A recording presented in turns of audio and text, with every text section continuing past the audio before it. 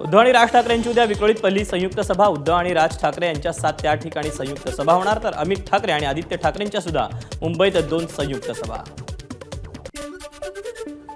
अहिल्यानगर महापालिका निवडणुकीत भाजप राष्ट्रवादी युतीच्या उमेदवाराकडून प्रचारासाठी वेगळी कल्पना। लहान मुलांना घड्याळ चिन्ह असलेल्या 20,000 पतंगांचं वाटप।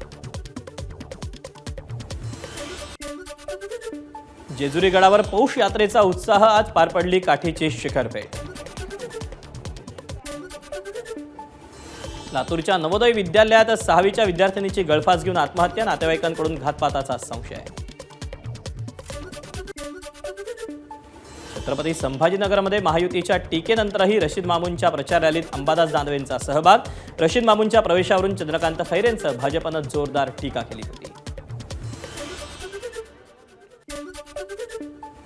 भिवंडीत भाजप आणि काँग्रेसच्या कार्यकर्त्यांमध्ये तुंबळ हाणामारी, शाब्दिक बाचाबाचीतून लाखाटा काठ्यांनी मारहाण झाल्याची माहिती।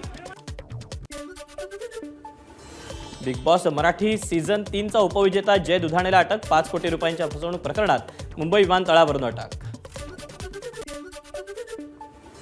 लोणावळ्यातील लायन्स पॉइंट परिसरातील 700 फूट खोल दरीत एका व्यक्तीचा मृतदेह आढळल्यानं खळबळ। परेश शेटकर असं दरीत पडलेल्या व्यक्तीचं नाव। घातपात की घात याबद्दल पोलिसांकडून तपास सुरू। नांदेडच्या लंगर साहेब परिसरात पंजाबचे यात्रेकरू आणि स्थानिक ड्रायव्हर या 2 गटात वाद। वादातून पंजाबच्या यात्रेकरूंना केलेल्या गोळीबारात 1 जण जखमी। एबीपी माझा, उघडा डोळे बघा नीट।